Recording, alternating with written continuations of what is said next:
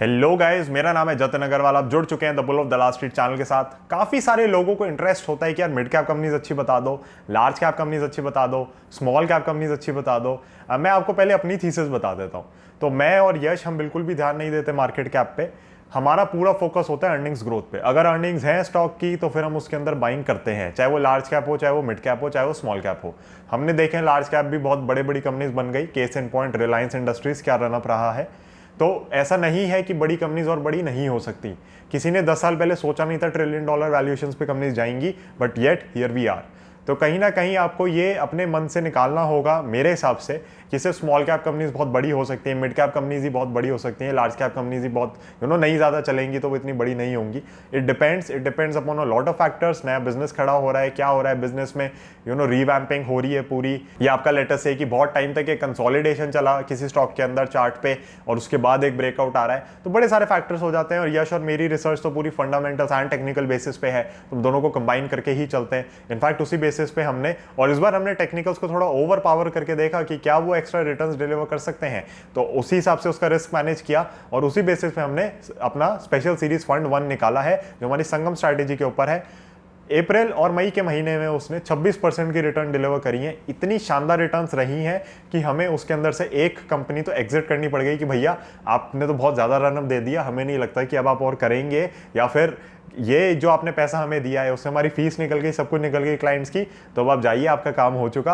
अब बाकी 14 कंपनीज को आप कंपाउंड करने दीजिए अगले 3 से 5 साल के लिए। तो उसके अंदर हम आपको फुल 3 इयर्स का कवरेज देते हैं स्पेशल सीरीज फंड में। अगर आप और उसके बारे में जानना चाहते हैं तो मुझे कॉन्टैक्ट कर सकते हैं। आई गेस वगैरह प्राइसिंग तो सब आपको पता ही है उसके। एंड आप मेरी वेबसाइट विजिट कर सकते हैं thebullofthelastsheet.com to know more about special series fund.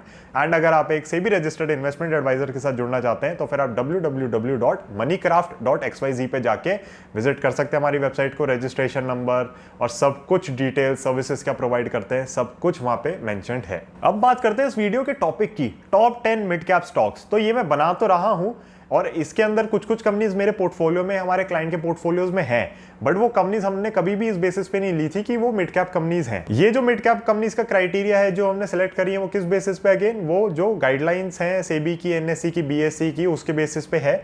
And market capitalisation वगैरह के हिसाब से जो इनका रहता है उसके बेसिस पे ही हमने मिड कैप कंपनीज यहाँ से उठाई हैं। और 10 मिड कैप कंपनीज मैं आपके साथ यहाँ पे डिस्कस करने वाला हूँ जो मुझे बहुत अच्छी लगती हैं, जो मुझे लगता है कंसिस्टेंटली कंपाउंड करेंगी।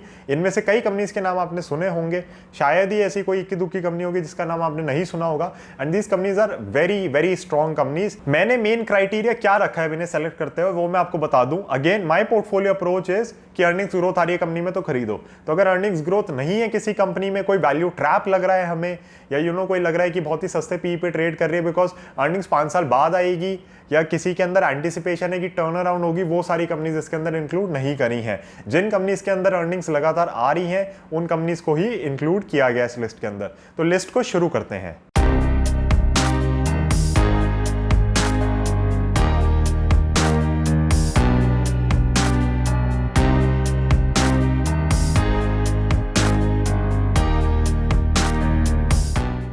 सबसे पहली कंपनी है वोल्टास। जी हाँ, वोल्टास का नाम हम सबने सुना है। इतनी गर्मी है इन दिनों, एसी भी वोल्टास का होगा आप लोगों के बहुतों के घर में।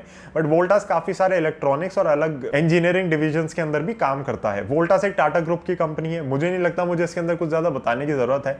वोल्टास जैसी कंपनी आपके पोर्टफोलियो में अगर है तो वो डेफिनेटली उसको हाई कंपाउंडिंग दे सकती है। अगेन हमें क्या ट्रैक करना होता है, हमें अर्निंग्स ट्रैक करनी होती है। और जिस हिसाब से मुझे लग रहा है क्लाइमेट में चेंजेस आ रहे हैं, एसीज वगैरह की सेल्स लगातार बढ़ ही रही हैं और वोल्टास भी एक बहुत अच्छे कंसोलिडेशन वगैरह से निकला था। तो कहीं ना कहीं वोल्टास के अंदर कोई दिक्कत की बात नहीं लगती। Voltas is a beautiful company and अगर आपके पोर्टफोलियो में आप उसे होल्ड कर सकते हैं। मैं एक चीज लेकिन आप लोगों को क्लियर कर दूं, this is not an investment advice. Until and unless you connect with Moneycraft we cannot provide you an investment advice and we won't be providing you an investment advice. तो वोल्टास बहुत ही शानदार company है। Second company जो हमारी list में आती है वो है भारत फोर्ज। आपने भारत फोर्ज का नाम सुना होगा, एक ऑटो एंसिलरी कंपनी है। यूएस के अंदर ट्रक्स के अंदर बहुत ज़्यादा इनके पार्ट्स वगैरह लगते हैं। इलेक्ट्रॉनिक व्हीकल्स के अंदर भी जो पार्ट्स जा रहे हैं उसके अंदर इन्वेस्टमेंट लगातार करते जा रहे हैं। यूरोप में कई सारे एक्विजिशंस करे हैं। भारत फोर्ज इंडिया के अंदर डिफेंस में भी काम कर रहा है। तो डिफेंस में कैसे कर रहा है, ड्रोन्स वगैरह हो गए, आपकी जो और भी आर्मी के लिए जो इक्विपमेंट्स वगैरह जाते हैं तो कहीं ना कहीं अपने पार्ट्स वगैरह उसके अंदर लगा रहा है, टेक्नोलॉजी डेवलप कर रहे हैं। डिफेंस के इनकी जो ग्रोथ है फ्यूचर में मुझे लग रहा है बहुत अच्छी हो सकती है। बट इनका मेन बिजनेस अभी भी कहीं ना कहीं यूएस से आता है, तो वहाँ का बिजनेस ट्रैक करना बहुत ज़रूरी हो जाता है। वहाँ के ट्रक की सेल्स अगर डाउन होती है तो यहाँ पे भारत फोर्ज के शेयर में भी आप देखते हैं कि प्राइस की करेक्शन आती है। Bharat forge again is a very very strong company and Bharat forge अगर आपके पोर्टफोलियो में कोई दिक्कत की बात नहीं है। नेक्स्ट कंपनी जिसको मैं डिस्कस करना चाहूँगा is what we call DLPL, doctor Lal path labs. Doctor Lal path labs आप सबको पता है मेरे पोर्टफोलियो की one of the largest holdings भी है।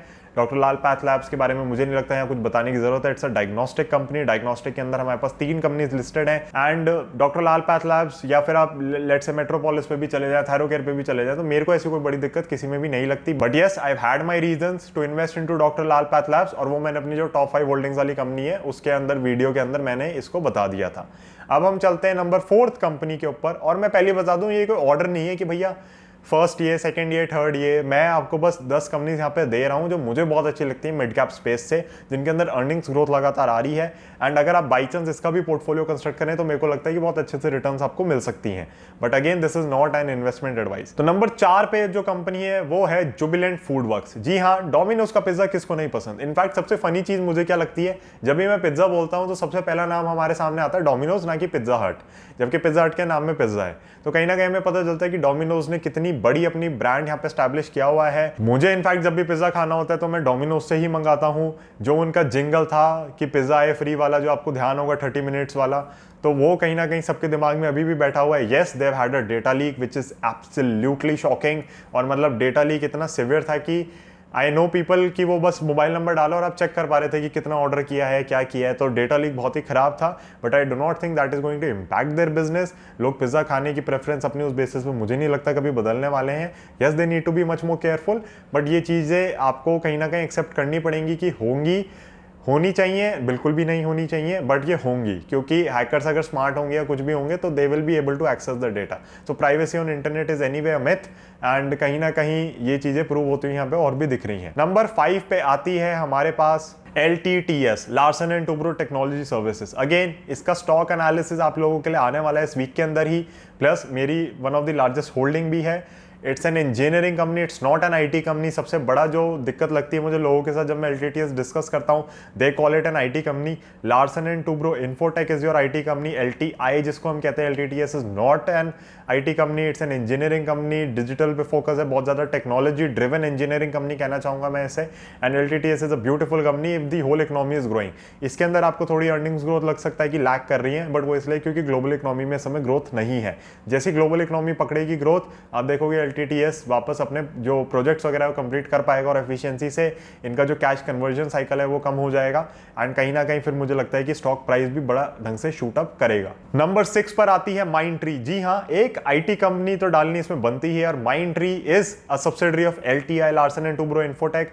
माइंडट्री का एक्विजिशन काफी मैं कहूंगा पेनफुल और काफी खराब था, but Mindtree is growing very very well under the Larsen and Toubro brand and मुझे लगता है माइंडट्री की जो एक अच्छी परफॉर्मेंस है वो कंटिन्यू रहेगी because L&T will bring in more business for Mindtree. तो कहीं ना कहीं माइंडट्री के लिए पॉजिटिव था, बट उनके प्रमोटर जो बिल्कुल कंपनी छोड़ना नहीं चाह रहे थे उनके लिए बहुत बड़ा नेगेटिव था। तो माइंडट्री ब्यूटीफुल कंपनी, कोई दिक्कत की बात नहीं है। It's a very very sound IT company from India and India की मैं कहूंगा जनरली सारी IT कंपनीज बहुत अच्छी होती हैं, बट इस लिस्ट के अंदर हम डालेंगे माइंडट्री को। नंबर 7 पर आती है नवीन फ्लोरीन। नवीन फ्लोरीन हम सबको पता है, नाम हम सबने सुना है क्योंकि एक बहुत ही शानदार केमिकल कंपनी है। फ्लोरो केमिकल्स या फ्लोरीन के अंदर कहीं ना कहीं इनका काम है और इनके पास कई सारे प्रोडक्ट्स हैं उसके अंदर। और फ्लोरीन की एक अच्छी बात क्या है कि वो मेडिकल साइड पे भी बहुत ज़्यादा यूज़ हो रहा है, तो कहीं ना कहीं हमें ग्रोथ अपॉर्चुनिटी बहुत ज़्यादा दिख रही है। प्लस इन्होंने मैनचेस्टर ऑर्गेनिक्स का जो एक्विजिशन किया था उसके वजह से इनकी रिसर्च एंड डेवलपमेंट कैपेबिलिटीज भी बहुत अच्छी हैं। नवीन फ्लोरीन के अंदर मुझे कोई दिक्कत नहीं लगती। It's a wonderful company. Yes, आप लोग सब जानते हैं नवीन फ्लोरीन का रेफ्रिजरेशन गैसेस का बिजनेस है जो कहीं ना कहीं काफी स्टॉल होता हुआ दिख रहा है क्योंकि ओजोन डिप्लीशन और कई सारी चीजों की वजह से कुछ कुछ गैसेस बैन हो रही हैं, उसमें कहीं ना कहीं दिक्कत आ रही थी। नवीन फ्लोरीन को खैर हम डिटेल में किसी और वीडियो में जरूर डिस्कस करेंगे, बट नवीन फ्लोरीन का जो फ्लोरीन की साइड का बिजनेस है, फ्लोरोकेमिकल्स की साइड का बिजनेस है, वो मुझे लगता है इसको लगातार ग्रोथ देगा और स्पेशलिटी केमिकल्स के अंदर जो मार्जिन इनके बढ़ते चले जाएंगे और जिस हिसाब से इनकी केमिस्ट्री इवॉल्व हो रही है, कहीं ना कहीं मुझे लगता है नवीन फ्लोरीन अगर आपके पोर्टफोलियोज में, तो आपको घबराने की कोई जरूरत नहीं है। They are shifting from a legacy business जिसके अंदर ग्रोथ खत्म हो रही थी, मार्जिन खत्म हो रहे थे, टुवर्ड्स अ बिजनेस जहाँ पे ग्रोथ है, यहाँ पे आपको देखेंगे मार्जिन भी एक्सपैंड हो रहे हैं और आपको यहाँ पे दिखेगा कि डोमिनेंस भी बना पा रहे हैं। अब ऐसा हो सकता है कि हम केमिकल कंपनी की बात करें और एग्रो केमिकल कंपनी की ना बात करें। ऐसा बिल्कुल भी नहीं हो सकता। तो हमारे पास इतनी बढ़िया बढ़िया एग्रोकेमिकल कंपनीज हैं, तो एक को तो इंक्लूड करना बनता ही इस लिस्ट के अंदर। तो नंबर 8 पे आती है pi industries. Pi industries is again a very very strong company, fundamentally बहुत ज्यादा स्ट्रॉन्ग है कंपनी, अपने एरिया के अंदर बहुत डोमिनेंट है। एंड पीआई इंडस्ट्रीज के ऊपर भी एक मैं लंबा स्टॉक एनालिसिस बाद में बताऊंगा, उसके अंदर हम और डिटेल में डिस्कस करेंगे। बट अगर आपको कोई एग्रोकेमिकल कंपनी खरीदनी और आपके पोर्टफोलियो के अंदर पीआई इंडस्ट्रीज है, तो उसको बेचने की बिल्कुल भी जरूरत नहीं है। आई एम नॉट सेइंग कि go ahead and buy it, because there are other companies as well which are very very good, but इस लिस्ट के अंदर PI industries makes its way because of its strong fundamentals, because of its strong technicals and because of its strong earnings growth. Number 9 पे आती है पॉलीकैब। जी हाँ, वोल्टास भी एक electronic goods के अंदर थी और पॉलीकैब भी। अब आप कहोगे यार पॉलीकैब का हमने तो सिर्फ वायर्स का सुना है, but Polycab has expanded it's portfolio, चाहे वो फैंस हो गए, लाइटिंग स्विचेस हो गए, लाइट्स वगैरह हो गई, तो पॉलीकैब का कहीं ना कहीं आपको बिजनेस अब हर जगह दिखेगा। Polycab is again a very very strong fundamental company जिसकी अर्निंग्स ग्रोथ बहुत अच्छी आ रही है, एंड पॉलीकैब के अंदर भी मुझे कोई दिक्कत नहीं लगती। Polycab is one of the leading players in your wire segment. तो जो भी आपकी इलेक्ट्रिकल वायर्स होती है उसके अंदर पॉलीकैब आप देखोगे। इनफैक्ट अगर आप अपने घर में भी देखोगे, जब घर वर कंस्ट्रक्ट हो रहा होगा या जब इंटरनल वायर्स ले हो रही होती हैं स्विचेस वगैरह की, तो कई सारी चीजें आप देखोगे तो आपको खुद आइडिया लग जाता है कि कौन सी कंपनी ज्यादा डोमिनेंट है, कौन सी कंपनी ज्यादा अच्छी है। मोस्टली मैंने हमेशा पॉलीकैब की ही वायर्स देखी हैं, and that is why Polycab makes its way into the top 10 list of mid cap stocks. अब लिस्ट खत्म होने को आ रही है, एक कंपनी की जगह बची है। टॉप 10 है तो एक ही कंपनी और मैं दे पाऊंगा क्योंकि 10वीं कंपनी हो जाएगी। तो इसके अंदर ऐसा हो सकता है कि एक फार्मा कंपनी ना हो, और एक फार्मा कंपनी जो इतनी स्ट्रांग है, जो इतनी स्पेशलाइज्ड है, जो इतनी डोमिनेंट है अपने एरिया के अंदर, कि उसको देना तो यहाँ पे बनता ही है। बायोकॉन की subsidiary Syngene international. Syngene international एक सीडीएमओ प्लेयर है, तो कहीं ना कहीं ये लोग कॉन्ट्रैक्ट मैन्युफैक्चरिंग करते हैं। तो मान लीजिए कोई बड़ी कंपनी अगर अपनी प्रोडक्शन लाइन सेटअप कर रही है और उसको है कि अभी चलो लास्ट मेरा स्टेज बचा है अप्रूवल वगैरह का, तो फिर वो सारी प्रोडक्शन अपने ऊपर नहीं ले सकती, क्योंकि मान लो अगर लास्ट अप्रूवल्स वगैरह नहीं आए तो क्या होगा। तो कहीं ना कहीं वो ऐसी कंपनीज के साथ टाइप करते हैं कि आप प्रोडक्शन लाइन वगैरह सेटअप करना शुरू करें। कॉन्ट्रैक्ट मैन्युफैक्चरिंग का काम है, आप हमारी तरफ से मैन्युफैक्चरिंग करें उन सब चीज़ों की, एंड जैसे जैसे जो भी होगा तो फिर हम देख लेंगे। तो जो रिसर्च एंड डेवलपमेंट में बहुत ज़्यादा फोकस्ड है ना कंपनीज, जैसे फाइजर वगैरह हो गई, तो वो इन कंपनीज को कॉन्टैक्ट करती है और इनके साथ काम करती हैं। Syngene is a very very strong company. I think most of the companies that we have discussed in the list आपने नाम सुना होगा। अर्निंग्स ग्रोथ बहुत अच्छी है सभी कंपनीज की, but a lot of those companies are trading at a very very high valuations, जो मैं कहूँगा प्राइस टू परफेक्शन है। मैं ये नहीं कहूँगा कि बहुत ओवर वैल्यूएशन है, वैल्यूएशंस हाई जरूर हैं, बट ओवर वैल्यूएशन मुझे नहीं लग रही मार्केट के अंदर इतनी। मार्केट के अंदर देखो उतार चढ़ाव तो चलते रहते हैं, बट बड़ा पैसा तभी बनता है when you stay invested in the market. So time spent in the market is more important than timing the market. तो ये सेइंग आपने पहले भी सुनी होगी, but it is very very important to follow this. And कहीं ना कहीं ये जो टॉप 10 कंपनीज है मिड कैप की, मुझे लगता है कि अगर आपके पोर्टफोलियो के अंदर हैं तो आपके पोर्टफोलियो को एक सुपर बूस्ट दे सकती हैं। और अगर आप अपना पोर्टफोलियोस वगैरह कंस्ट्रक्ट करवाना चाहते हैं तो फिर आप मुझे कांटेक्ट कर सकते हैं। I am a SEBI registered investment advisor, my firm is registered under SEBI. आप अगर हमें कांटेक्ट करेंगे तो we will be very very happy to help you and guide you. अब मुझे जरूर बताइए कि इन टॉप 10 स्टॉक्स में से आपके पोर्टफोलियो में कौन से हैं। सेकेंडली मुझे ये भी बताइए कि किसके ऊपर आप स्टॉक एनालिसिस देखना चाहते हैं, तो उन वीडियोस को मैं और जल्दी लाने की कोशिश करूंगा। Thank you so much. Like कर दीजिए वीडियो को, शेयर कर दीजिए वीडियो को, और चैनल को कर दीजिए subscribe. I will see you in the next one. Bye.